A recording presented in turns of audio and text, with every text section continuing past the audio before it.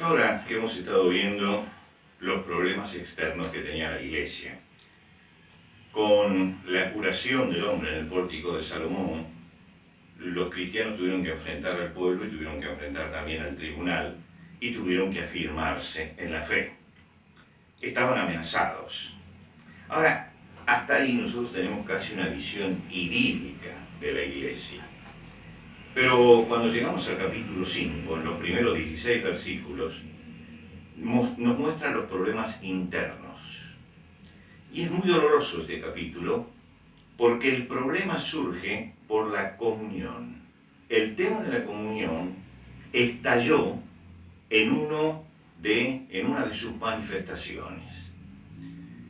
El asunto de dar los bienes, entregar los bienes, no era una obligación. Era una manifestación de la vida espiritual del pueblo. Pero aparece allí el afán de figuración. Y es interesante que para entender estos primeros versículos del capítulo 5, es importante ver los últimos versículos del capítulo 4. En los últimos versículos del capítulo 4 nos informa Lucas en el libro de los Hechos. Entonces José, a quien los apóstoles pusieron por sobrenombre Bernabé, que significa hijo de consolación, levita, natural de Chipre, vendió una heredad que tenía y trajo el producto de la venta y lo puso a los pies de los apóstoles. ¿Qué quiere decir esto? Quiere decir que Bernabé tomó la heredad que tenía, la vendió y hizo el traslado de dominio.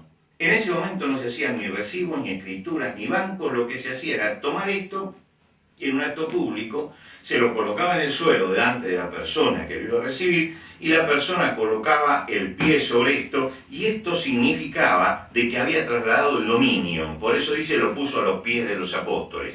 Era un acto público, no había otra forma de hacerlo. Lo que quiere decir que Bernabé actuó de acuerdo a la ley y a las costumbres de ese momento, trayendo esto y poniéndolo a los pies de los apóstoles. Pero dentro de la iglesia estaban Ananías y Zafira. Y Ananías y Zafira vieron esto como una posibilidad de tener prestigio delante de los hermanos. Y dice que vendieron ellos también una heredad. Y dice, sustrajo del precio Ananías sabiéndolo su mujer, y trajo solamente una parte y lo puso a los pies de los apóstoles. Ahora, ¿qué quiere decir esto de sustrajeron del precio? Que ellos dijeron, vamos a poner todo el dinero de esta heredad para los pobres. Pero realmente no era así. Mintieron. No entregaban todo. Buscaban prestigio. ¿Dónde está el mal? El mal se lo va a señalar Pedro. Si se hubieran quedado lo hubieran vendido y se hubieran quedado con todo el dinero, nadie les había pedido esto. Si hubieran dicho, vamos a dar una parte, nadie se lo hubiera pedido. La otra parte era legítimo que se la quedaran. El asunto es que ellos quisieron pasar por lo que no era, mintieron, buscaron tener un prestigio mintiendo sobre lo que estaban ofrendando. Cuando Judas escribe su carta, él habla de los falsos maestros, y de los falsos maestros dice, estos son manchas en vuestros ágapes, que comiendo impúdicamente con vosotros se apacientan a sí mismos. Y creo que esta definición que da de los falsos maestros se puede dar también de Ananías y Zafira. Era como una mancha dentro de la gran fiesta de amor espiritual que estaba viviendo la iglesia.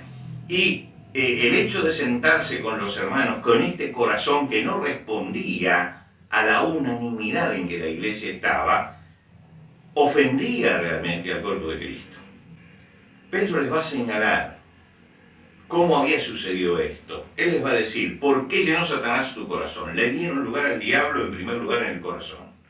En segundo lugar, han mentido al Espíritu Santo.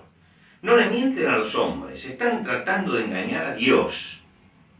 Y en tercer lugar, están halagando a su propia naturaleza caída, a su naturaleza pecaminosa, a lo que los cristianos llamamos la carne. Por eso Pedro les dice, reteniéndola no te quedaba a ti, y vendida no estaba en tu poder. Quiere decir que le señaló que era una obra satánica, que se habían levantado contra el Espíritu Santo, que habían dado rienda suelta a la carne, y después de la muerte de Ananías, cuando entra Zafira, le habla de la asociación pecaminosa. ¿Por qué convinisteis en tentar al Espíritu Santo, al Espíritu del Señor? Lo que quiere decir que habían hecho una confabulación pecaminosa. La pregunta más impactante que hace Pedro es: ¿por qué pusiste esto en tu corazón? ¿Por qué pusiste esto en tu corazón? Lo que quiere decir que él señala la responsabilidad personal. Esto que habían hecho, ellos eran responsables delante de Dios. No podían decir Satanás me tentó. Es verdad que el tentador está siempre, pero eran responsables. ¿Por qué le abriste la puerta del corazón para que esto entrara? No has mentido a los hombres, sino a Dios. Todo pecado es siempre contra Dios. Le mentimos a los hombres, pero estamos engañando a Dios. La consecuencia es que muere Ananías, muere Zafira y entra un gran temor en la iglesia. Porque Dios está obrando y está poniendo las cosas en su lugar. Y cuando llegamos al final del capítulo, concluye diciendo que ellos, a pesar de esto, lo más doloroso tal vez no sea la lucha para afuera como la lucha para adentro. Lo más doloroso no es ver la oposición del mundo, sino ver la caída de los hermanos. Pero dice, a pesar de esto, ellos perseveraban en la comunión, perseveraban en el testimonio y Dios seguía obrando. Creo que esta porción nos dice, hay que tener cuidado y que tenemos que pararnos en nuestra vida y decir, hay que tener cuidado.